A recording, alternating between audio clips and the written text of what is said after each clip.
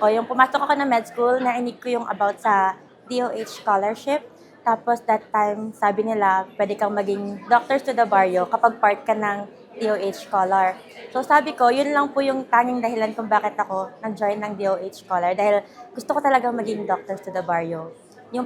Yung sa journey ko po, pinili ko yung isla. Gusto kong mag-serve sa island, sa malayo sa bahay namin.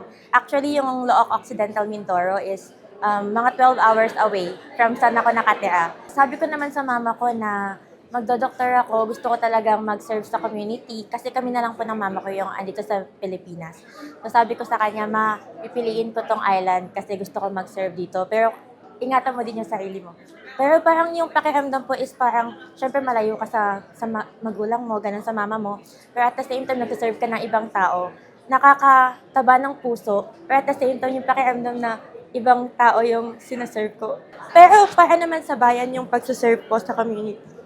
Ang masasabi ko po sa atin pong gobyerno, nandito po kami, kasama ko po yung mga fellow doctors to the barrio na handang magsilbi po sa ating bayan. Nawa ay kami din ay tulungan po nila na um, na mas lalong maipatibay or maipa-promote yung health sa ating community. Kasi I think sa community nagsisimula lahat. Kung mas healthy ang community, mas konti ang mga may sakit, mas healthy rin yung ating bansang Pilipinas. Ang fulfilling kasi, you get to see people na parang, "Hay, salamat, may doktor na din."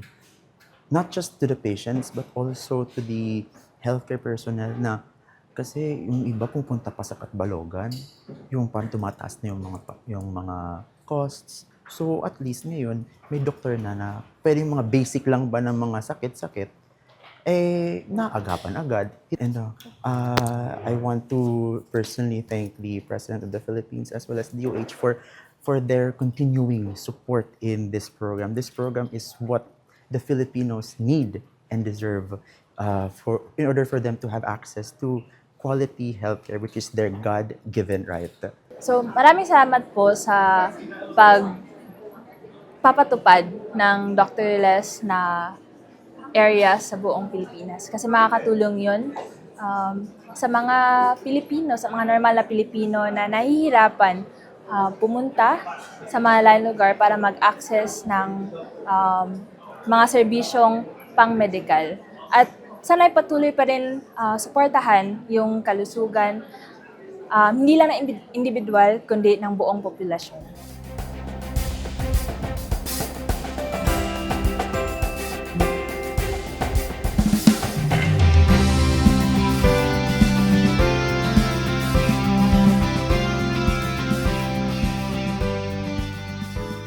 It is an honor for me to stand before the Doctors to the Barrios batch number 43. Kayo ang ilan sa pinakamahusay, matyaga at may malasakit na manggagamot ng ating bansa. But today marks the beginning of another path that requires not just clinical skill, but presence, patience, and purpose. You will go where the needs are greatest, where systems are still beginning only now to catch up, where every decision that you make carries real weight and makes a real difference in people's lives. Since the establishment of the Doctors to the Barrios program in 1993, this program has deployed 2,993 physicians across the country. Through the sustained implementation of this program, we have reached a historic milestone of 0 doctorless municipalities nationwide in 2025. Today also marks a significant achievement because now we have before us the largest single deployment in the program's history. Batch 43 is composed of 290 physicians. We continue to strengthen the National Health Workforce Support System. We will invest in your training, in your safety, and your well-being, so that you might be able to continue to serve with excellence, to heal with care, and to lead with compassion. Dalhin ninyo nawa ang husay, dangal at tapang ng isang Pilipinong manggagamot saan man kayo magpupunta. sa bawat Pilipinong maaabot ng serbisyong pangkalusugan at sa bawat pamilya, hindi na mangangamba tuwing may karamdaman, dito natin unti-unting hinuhubog ang bagong Pilipinas. Mas malusog ang pamumuhay at mas handa para sa kinabukasan.